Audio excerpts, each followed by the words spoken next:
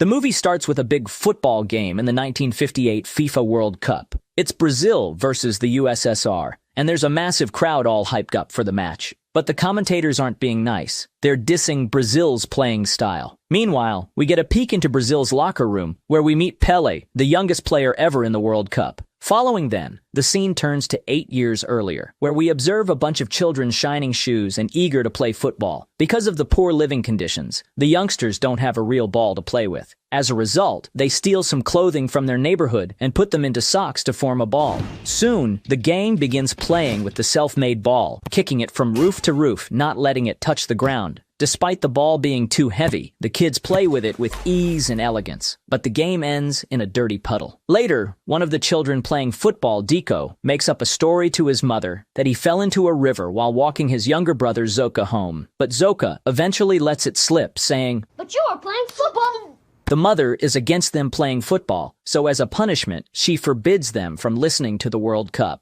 In the next scene, Deco's father and some other men are at a bar, listening to the football game on the radio. It's the final match of the 1950 FIFA World Cup between Brazil and Uruguay, and everyone's really hoping Brazil will win. The kids can also be seen on the broken roof of the bar, trying to catch updates on the game. But things take a sad turn when Brazil loses, and Deco's father starts crying. As he leaves the bar, he runs into Deco, who sees his dad upset and promises to win the World Cup someday to make him proud. I'll win a World Cup for Brazil I promise. The next day, Deco's mother takes him to her job at a big mansion to help clean the floors. She tells him about how his dad's football dreams were shattered after he got injured. They paid him nothing and dropped him as soon as he hurt his knee. No insurance, no severance. You think your father wanted to be a janitor, spend the rest of his life scrubbing toilets? She's worried about Deco getting hurt too, which is why she doesn't want him to play football. As soon as she steps out of the kitchen, a group of rich boys arrive and start talking about an upcoming tournament. They mention that a famous football manager, Waldemar de Brito, will be there, scouting for players for the renowned football club called Santos. The rich boys excitedly imagine themselves as famous football players. Deco attempts to join their conversation and mentions the name of a local football player, Bailey, but mistakenly says Pelé. And I'll be like Mazzola. And I'll be like Pelé. The other boys mock him and start teasing him with the name Pelé. Who the heck's Pelé? Goalkeeper for Vasco.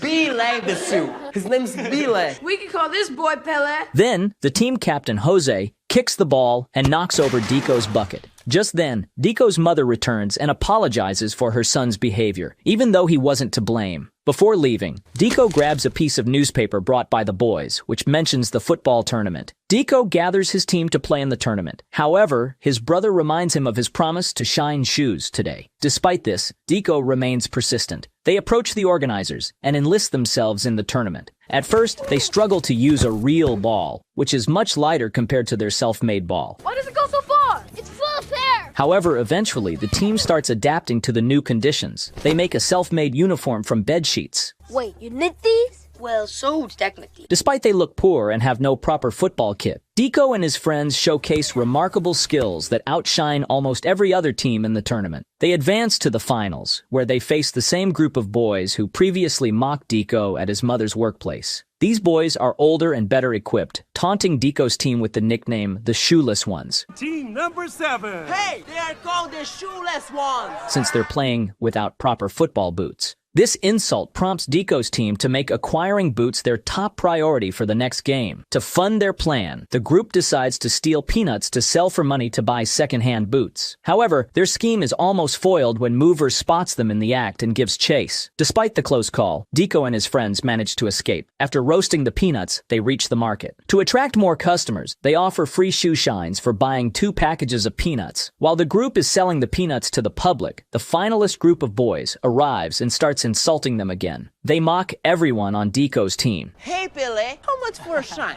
Don't call me that. Or what? Or you got problems. Who, Fatty and his sister? Hey, Yudi's not a girl. Then why is he needing 4 ice? Deco gets angry at their insults and hits the leader, resulting in a fight between the two groups. Deco's father observes this, but does not intervene. At home, Deco's mother confronts him about the bruises, to which he lies that his teacher beat him. His mother becomes angry with the teacher and is willing to visit the school tomorrow to talk to his teacher. In order to help his son, Deco's father volunteers to talk to the teacher the next day. The next day, when the mother left for work, Diko's father walks him to the tournament, and on the way asks him why he was fighting. Upon learning that the boys were mocking him, Diko's father tells him that if he wants to play professionally, he can't be ashamed of who he is. Knowing that his father is by his side, Diko becomes happy. The big day finally arrives. Diko notices that one of his friends isn't wearing glasses, afraid of being called Four Eyes. Another friend wears a hat to hide his long hair. The chubby boy brings second-hand boots, but they appear to be too big for their size. Everyone present is cheering for the rich boys, but the announcer calls Diko's team the Shoeless Ones and refers to their captain as Pele. The Shoeless Ones, led by Captain Billy! Diko becomes angry, but his teammates calm him down. The announcer also introduces their star guest to the audience, Waldemar de Brito, who is scouting for the Santos Football Club. The ill-fitting boots hamper Diko and his team's speed, putting them at a disadvantage. Seizing this opportunity, the opponent team scores goal after goal and takes the score to 6-0. Diko and his team are hopeless about the situation and are furious with the opponents about their foul playing. Enraged, Diko attempts to attack the opponents for calling him Pele, but stops after noticing his father among the audience. He recalls his father's words about not being ashamed of who he is. He decides to ditch the uncomfortable shoes and play the game like they do back in their streets. After getting the ball, he closes his eyes and reminisces about playing in his neighborhood. Skillfully maneuvering around the opponents, he surprises the crowd with his impressive moves and scores the first goal. His actions inspire his teammates, showing them they have nothing to be ashamed of. They all follow suit, removing their oversized boots and playing their own way. Suddenly, the game takes a dramatic turn, and Diko's team begins to dominate, leaving the opposing team helpless. Each of Diko's teammates manages to dribble past their opponents and score goals, bringing the score to 6-5. Sadly, the match ends, and Diko's team loses. Nevertheless, the crowd is impressed by their captivating performance. They start chanting the name Pele. I bet you don't mind being called Pele now. Despite the win, Jose looks at Diko with envy. The newspaper photographer snaps a picture of the Shoeless Ones. Waldemar hands his business card to Diko's father. They spot the men they stole peanuts from the other day and are chased, prompting the boys to flee into the forest. One of Diko's friends trips and falls, and Diko rushes back to help him, leading him to a small hole in the ground to hide. While they wait, Diko's friend encourages him, saying Diko can escape the slums with his skills. Suddenly, it starts raining, causing a landslide. Diko manages to escape the hole, but his friend is trapped. Diko desperately calls for help, and the men hear his cries, but tragically, they can't rescue the boy. Heartbroken, Diko returns home and cries in front of his mother, blaming himself for his friend's death. He tells her about everything, the tournament, the fight, and the stealing. He promises that he'll never play football again. It's okay, Diko. You didn't know. The man gives his wife the Waldemar's business card. She puts it in a drawer. In order to show him the consequence of skipping school, she asks her husband to take Diko to his work the next day. The following day, Diko's father takes him to his workplace. They do the dirtiest work in a hospital, such as cleaning toilets and serving bedpans. Diko is extremely depressed. Aiming to distract him from his friend's tragedy, the father tries to cheer Diko up by showing some of his skills as he plays with mangoes. He tells Diko that when he was young, he used green mangoes for practicing shooting and ripe ones for finesse. Diko ignores him, keeping his promise given to his mother. Diko refuses to join his friends in playing football. He even throws away the newspaper with their photo. His mother notices that Diko's eyes are empty. One day, the father tries to shoot mangoes into a bin, but seems to fail. Diko can't hold back and shoots a mango right into the bin. His father then reveals that he was just pretending to be clumsy by shooting a mango into the farthest bin. Inspired, Diko joins his father in practicing with mangoes. The father begins to teach Diko his skills. Cut to a few years later, and Diko is now 15 years old. He now handles with mangoes with ease. His mother notices him practicing with his father, but decides not to intervene. She thinks about it all night and decides to call the football scout. She brings the man to observe Diko's practice from a distance. When Diko returns home, he's shocked to see Waldemar inside his home waiting for him. Waldemar suggests Diko participate in the trials of the local football club. Diko bids farewell to his family and travels to Santos. In the next scene, Diko is participating in a tryout session for the professional football team at Santos. The coach tells the students to forget about their primitive style they played at home and to master the techniques of the best teams in Europe. He scolds Diko for sticking to his usual style. After the tryout session, the kids gather in a building to find out who will stay on the team. Diko is disappointed not to find his name on the list for the junior team and is ready to leave the camp. However, an assistant then hangs the list for the youth team, where Deco finds his name, and his training journey begins. Deco has to relearn how to kick a football using the side flip technique. After training each day, the coach shows them football matches, emphasizing that Brazil lost many of its matches due to the primitive playing style of Brazilian football players. In the evening, Waldemar observes Deco's desperate attempts to master the new technique, but all his efforts are in vain. The next scene shows Deco attempting to shoot a penalty, but failing. His teammates grumble that he never scores. That evening, he can't hold back his tears. Waldemar watches Deco leaving the camp with his suitcase. He finds Deco at a railway station. Well. Leaving so soon? Mr. De Brito, what are you doing here? I was going to ask the same of you. Deco replies that he feels like his way of playing football is not accepted in the academy, and that the coach does not like him. And if I don't go back to school now, I'll end up cleaning toilets. And what's wrong with that? Cleaning toilets? No. What's wrong with not praying the way the other guys do? He tells him the story of this style. In the beginning of the 16th century, the Portuguese arrived in Brazil with African slaves. Many Africans escaped to the jungle. To protect themselves, they created Ginga, the foundation of capoeira. When slavery was abolished, capoeira was outlawed. The capoeiristas saw football as a perfect way to practice Ginga without being arrested. It evolved over time and became a part of Brazil. However, in the 1950 World Cup, many believed that the Ginga style was the reason for Brazil's loss. Waldemar says that Ginga is a part of Deco, and he can show the whole world who he really is, or he can get on his train, and he will never know. Waldemar leaves. Deco's train arrives, but he decides to stay. The next day, during the match, Deco makes some poor moves that disappoint both himself and his coach. Feeling desperate, he recalls training with his father using mangoes and notices Waldemar cheering him on. Inspired, he decides to play in his own style, dribbling the ball effortlessly past opponents. He ignores the coach's demands to stop. Eventually, he kicks the ball in the air like he practiced with the mangoes and sends it into the net for a goal in the most spectacular way. His teammates and the opponents congratulate him for the goal. The coach calls him and asks, "What the hell was that?" I'm sorry. Do it again.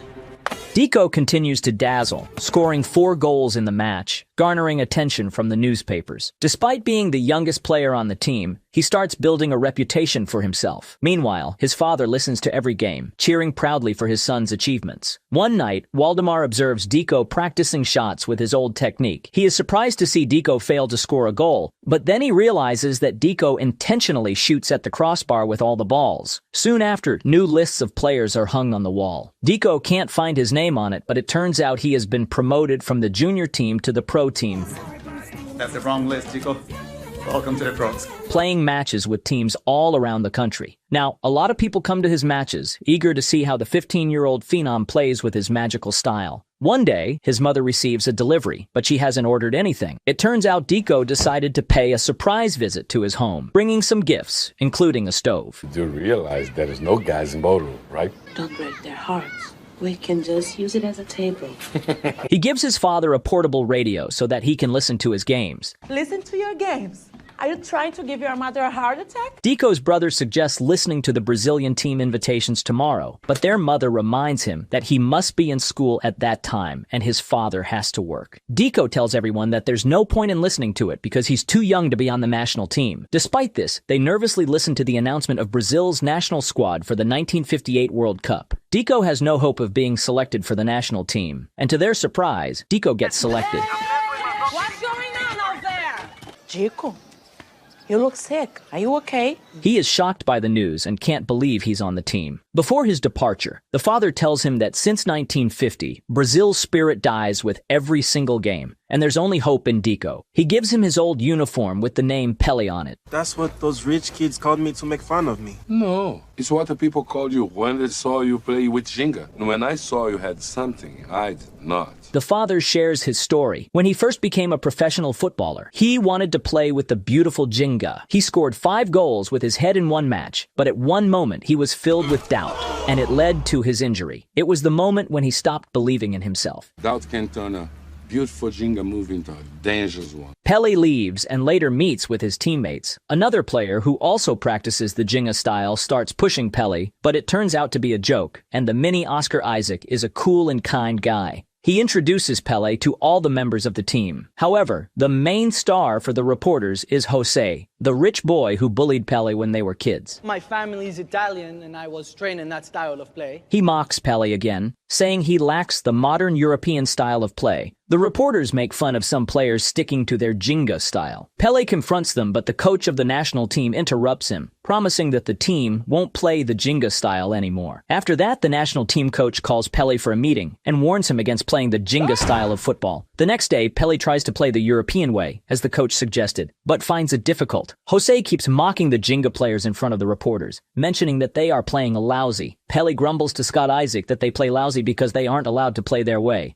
I really hope you're not saying what I think you're saying. What if we just didn't get it right in 50? All I know is that coach picks the starting lineup today. Show him you can play the way Jose plays, and you might have a shot. But if you play with Jenga... Later that day, during the match where the coach is supposed to pick the starting lineup, Pele struggles to play the European way. Eventually, he decides to perform the Jenga play. The coach demands that he stop doing this, and other players don't approve of Pele's actions. As a result, he starts to doubt himself, which leads to an inaccurate move, injuring his knee. The team doctor examines him and sadly confirms that the injury may rule him out of the World Cup. At night, Pele calls his mother and informs her about his injury. It's my knee, Mike. They don't know when I can play again. What happened? I should have stayed in school. His mother is shocked to hear it, but still encourages him to have faith and take care of himself. We made that choice together, and it was the right choice. Your father and I love you no matter what. The next day, the doctor can't say how long it'll take for Pele to recover from the injury, but it's too late to replace Pele, so the coach decides to take him to Sweden anyway. The reporters continue to mock the Jenga style, mentioning that one of the Brazilian players injured himself while attempting to play in the Jenga style. The World Cup begins, and the Sweden team makes fun of the Brazilian team for their small size and primitive style. Despite being talkative, Jose says nothing in their defense. The doctor treats Pele's injury with traditional Brazilian medicine. He mentions that the referees here keep the ball after every game and promises to take the winning ball to Brazil this time. Pele starts slowly recovering. Meanwhile, the Brazilian team manages to win a couple of starting games. As the games are too brutal and competitive, several players from the team get injured, including Jose. The coach asks the doctors about Pele's injury. Better than I expected, but it's still extremely weak. So you'll clear him? It'll be excruciatingly painful for him. I take that as a yes. Left with no other alternative, an injured Pele is asked to play for his country. Nervous, Pele vomits, and the coach literally drags him onto the field, urging him to pull himself together. The doctor approaches Pele and warns him against playing the Jenga because it's too dangerous for his weak knee. In the next scene, Pele, along with his team, gets onto the field with his coach reminding him to stick to the plan and play the European way of football. The commentators laugh at Pele, who appears small even among his teammates. Clearly the youngest player they've seen in a lineup, and the crowd here having a grand time at his expense. Don't listen to them, Chico. During the game, Pele plays as his coach suggested, and the Soviet players bump him right and left. Despite this, the Brazilian team manages to win the game against the USSR team. In the semi-final game against France, the Brazilian team finds themselves trailing 1-0 after the first half. As Pele looks around the dressing room during the break, he notices the depressed and injured players. Feeling disheartened, he approaches Jose, asking him to replace him in the second half if his leg feels better. However, Jose declines, explaining that he isn't mentally prepared to play football. He tells Pele, "That day back in Baru, we showed everyone that they're part of us. The Jenga was beautiful. That's what we need now." After the half, Pele returns to play the game, and when he misses a pass, he looks at Jose, who nods at him affirmatively. Pele then attacks the ball and starts dribbling between the players with ease and perfection. The coach orders him to step back, but Pele doesn't listen. The crowd is stunned as Pele skillfully bounces the ball over the players, scoring a magnificent goal for his team. Meanwhile, his father cheers proudly for him in front of the TV at the bar. As the scores are tied, Pele goes on to score 2 more goals, clinching the victory for his team and securing their spot in the finals. Now, instead of mocking him, the commentators call Pele the 17-year-old phenom. After the game, the father comes home and states that their son feels better and even scored 3 goals. As the final match against Sweden draws near, the Brazilian national coach gathers the team for a meeting and orders the team to play the European way of football. He tries to teach them some strategic tactics and recommends they emulate the formation used by the Swedish players. In the training, he tries to make the players play with the formations, but sees no improvement in the game. Coach. What? I don't understand how I'm supposed to be on the wing and covering Skoglund at the same time. Because you...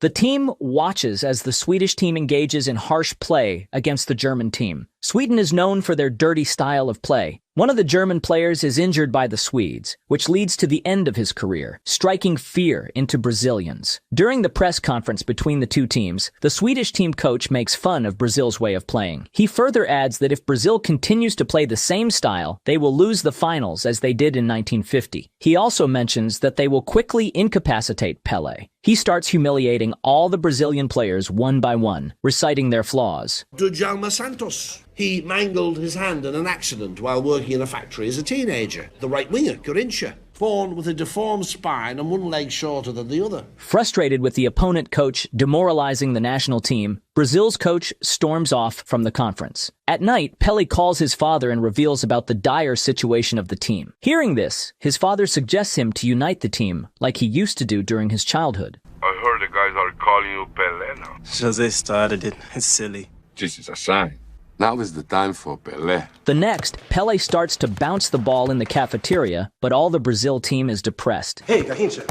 What the heck, Pelé? He desperately tries to challenge the players to take the ball from the hotel to the nearest lighthouse without touching the ground, as they used to as children. But some of the team asks him to stop fooling around. Jose supports Pelé. You won't be able to do it alone. And one by one, they start engaging in the challenge. They start kicking the football around, not letting it touch the ground. During the game, they accidentally destroy a cake in the kitchen and even knock over a sugar container on the table of one of the wealthy residents of the hotel. I'm sorry, sir. Who looks familiar to me. The coach becomes upset, seeing his team fooling around. They manage to get the ball out of the hotel without it touching the ground, but Pelé fails to execute the finishing kick and falls into the water. The next day, the coach gathers the team and admits his mistake for teaching them the formations and other European style of football. And yesterday, while they were chasing the ball around the hotel, he realized that Ginga is their style. It makes Brazilian football unique and spectacular. He suggests that the team play in the final in their own style and show the world the beauty of Brazilian football. It's the day of the finals, and both teams are ready to face each other. Because of their similar uniform colors, the Brazilian team is assigned blue jerseys. The whistle blows, and the Swedish players start intentionally pushing Pelé in an attempt to injure him.